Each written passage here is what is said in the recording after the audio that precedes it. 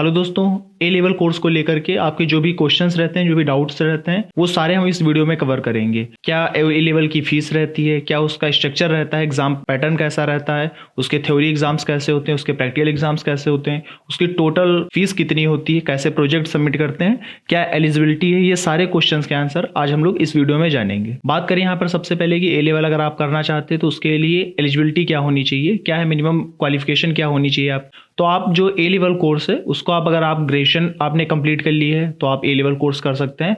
Otherwise अगर आपने O level का कोर्स किया हुआ है तो उसके बाद में भी आप ए लेवल कोर्स अपना कर सकते हैं। ए लेवल में रजिस्ट्रेशन को अपग्रेड करा के आप ए लेवल कोर्स कर सकते हैं। ज़्यादा सही है कि आप ओ लेवल पहले कर लें, एक ओ लेवल की भी आपके पास में सर्टिफिकेट डिप्लोमा हो जाएगा आपके पास, और देन आप ए लेवल की तरफ बढ़ें। ए लेवल कोर्स के अगर हम लोग स्ट्रक्चर की बात करें कि क्या इसका स्ट्रक्चर कैसा रहता है इसके पेपर का, तो सबसे पहले अगर हम समझें तो इसमें आपको टोटल 10 पेपर्स करने होते हैं, जिसमें से आपने जो ओ लेवल अगर आपने किया हुआ है तो 4 पेपर उसमें आपके हो जाते हैं, वो कैंसिल हो जाते हैं। बाकी के जो 5 से लेकर के 10 तक की एग्जाम्स होते हैं वो पेपर आपको इसमें देने होते हैं।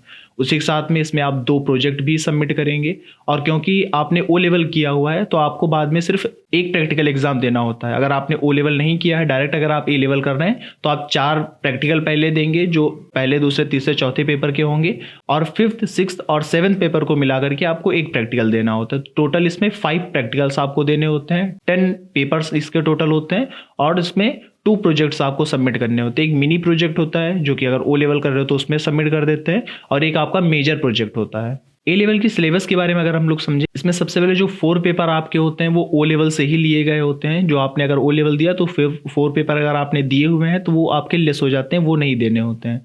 जिसमें पहला पेपर आपका रहता है information technology tools and network basics का, ये ओ लेवल का पहला पेपर भी है, या कहें ए लेवल का भी फर्स्ट पेपर यही है। सेकंड पेपर जो ओ लेवल का होता है, ए लेवल का भी सेकंड पेपर यही होता है, वेब डिजाइनिंग एंड पब्लिशिंग, जिसमें HTML CSS जावास्क्रिप्ट इन सब चीज़ों से पूछे जाते हैं क्वेश्चंस। जो थर्ड पेपर होता है ओ लेवल का भी यही थर्ड पेपर है, A3R 5.1 programming and problem solving through Python इसमें आपको पूरी समझनी होती है। ऐसे इसमें 4 पेपर यहाँ मेंशन नहीं किया गया है। 4 पेपर इसके साथ आपका IoT का होता है जो कि ओ लेवल का भी 4th पेपर है।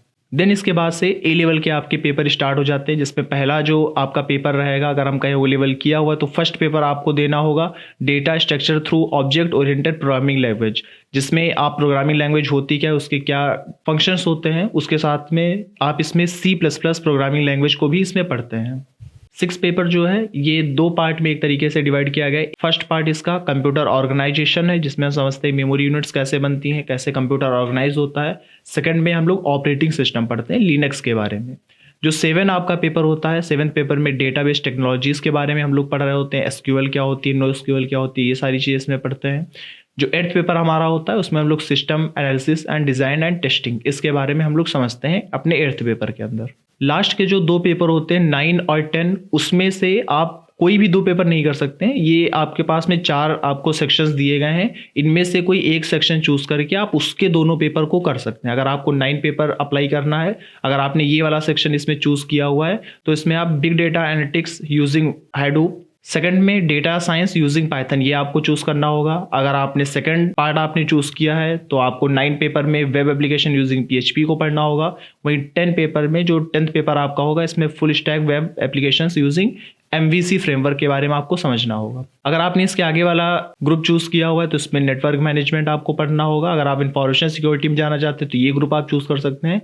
जो 10th पेपर इसका रहेगा, नेक्स्ट पेपर रहेगा, इसमें इंफॉर्मेशन सिक्योरिटी मैनेजमेंट के बारे में आपको पढ़ना होगा। ये अलग अलग एरियाज के बेसिस पे अलग अलग आपके पेपर बनाए गए हैं। अगर आपको डेटा एनालिटिक्स में जाना है तो फर्स्ट वाला ग्रुप आप चूज कर सकते हैं।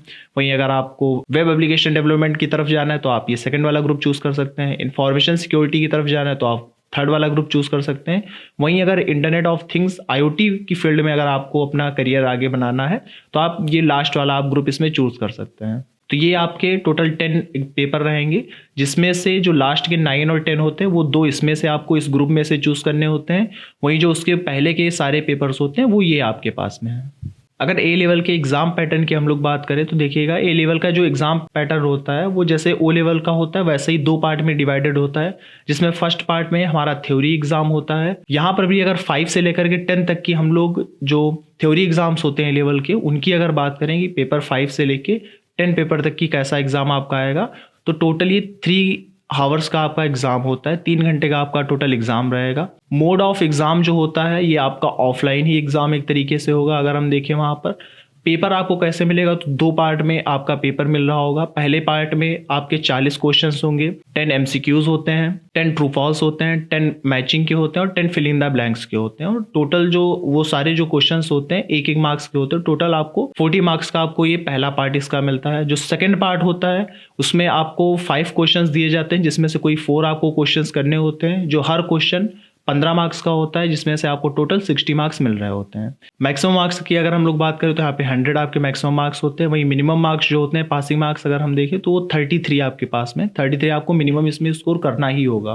प्रैक्टिकल एग्जाम्स की अगर हम लोग बात करें यहाँ पर, तो जो प्रैक्टिकल एग्जाम होता है वो सिर्फ आपका एक ही होगा। अगर आपने ओ लेवल किया हुआ है तो सिर्फ एक आपको एग्ज़ाम देना होगा। प्रैक्टिकल जो एग्ज़ाम होगा सिर्फ एक ही आपको देना होगा, जो टोटल 3 आवर्स का होगा एग्ज़ाम। आपका 3 घंटे का एग्ज़ाम चलेगा। ये आपका ऑनलाइन मोड में एग्ज़ाम रहेगा।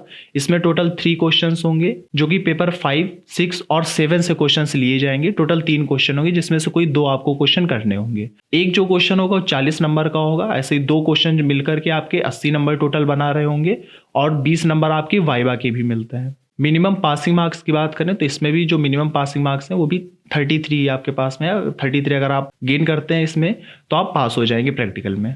ए लेवल एग्जाम फीस की अगर हम लोग बात करें तो यहाँ पे जो रजिस्ट्रेशन फीस होती है आपको 500 वो चार्ज करना होता है। जैसे ओ लेवल अगर आप कर रहे हैं तो उसमें आपने 500 टोटल ए लेवल की रजिस्ट्रेशन फीस आप चार्ज करेंगे। जो एक पेपर आपका होता है प्रैक्टिकल के साथ में, जो ओ लेवल के पेपर होते हैं, ए लेवल के जो 4 पेपर होते हैं उसमें प्रैक्टिकल और पेपर दोनों के एग्जाम्स मिला करके आपको एक पेपर की जो फीस होती है वो 1100 रुपये पड़ती है।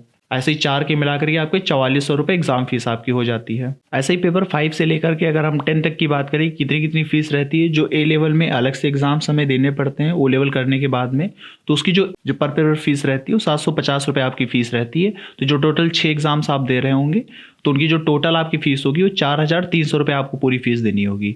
ऐसे जो एक प्रैक्टिकल एग्जाम आपका होता है, जो ओ लेवल में प्रैक्टिकल एग्जाम होते हैं वो तो उन्हीं की फीस एक ही साथ आपको पे हो जाती है 1100 रुपये पर पेपर में, जिसमें प्रैक्टिकल एग्जाम दोनों रहेंगे। लेकिन जो ए लेवल का आपका कोर्स रहेगा उसमें जो आपको प्रैक्टिकल करना होता है 5, 6, 7 पेपर को मिला करके उसकी जो प्रैक्टिकल फीस होती है वो 500 रुपये होती है।